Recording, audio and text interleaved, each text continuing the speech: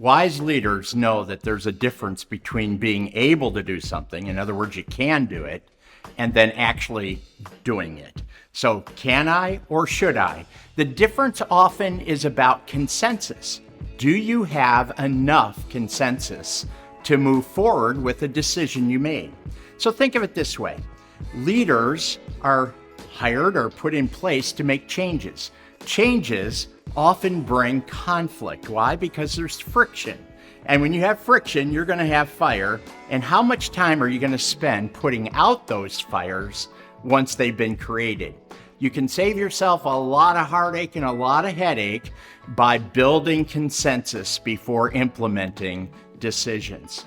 Now, let's understand there are many kinds of organizations, and some of those cross over. So let's consider a church. They are faith-based, they're nonprofit, and they're volunteer-driven. Now, if you're the commander of a volunteer army, that's a lot different than if you're a commander working in the United States government as an officer in the U.S. Army. Those people have to comply a little differently than people who are in that volunteer-based organization. So let's talk about how to build consensus. The first area is just simply consensus. That means more than a majority of the people want that decision. The problem with that is many times a group doesn't feel comfortable moving forward if they believe there's so many that aren't in favor. So what do? They often reverse the decision. They go with the minority rather than the majority. And the end result of that is you lose credibility. Why should people vote for and against if you're just going to go with the minority? What they're actually trying to say, I believe, is we want buy-in. We want a super majority. Buy-in is when you have a large majority. Most of the people want to move forward with this decision. Obviously, that increases comfort. The key there is to stipulate in advance that you want a super majority. So let's say an organization is hiring a new CEO.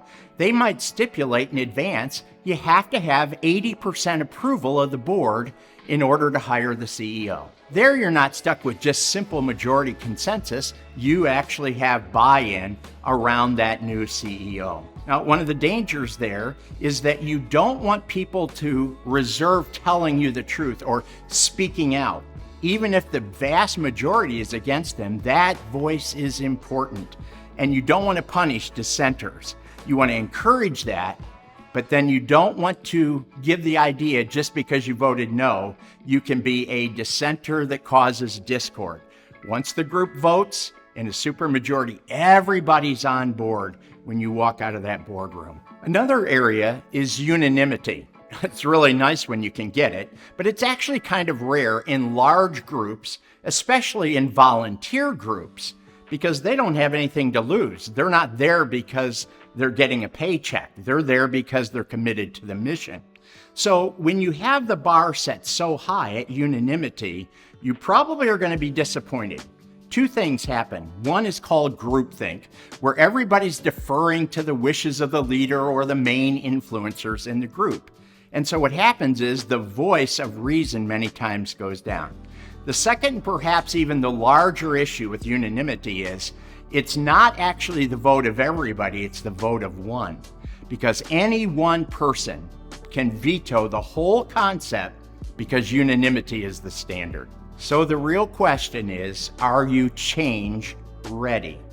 You might have already approved a decision, but is it the right time to implement it? Now you can see on the chart that there are those innovators. That's just a small percentage, but there's a lot of creativity there. Then there's the early adopters. They're often your cheerleaders. Yeah, let's go. But if you jump too early, you will have isolated lots of people who may or may not go with you. The key is that once you reach consensus, just after the early adopters have moved into that early majority, and when the early majority is sound, use them to be ambassadors to help build buy-in with the larger group, what we call the late majority. And once you reach late majority, you really will have buy-in. Now, you may never get the laggards, but if you do, we'll call that unanimity. So here's a little technique to help you to know whether or not you have good consensus. Especially in a board setting or a staff setting, you'll want to use signaling. Now, people use signaling all the time. They nod their heads while you're talking. That kind of means, yes, I'm in favor of that, or they're shaking their head, or they're frowning. They're signaling.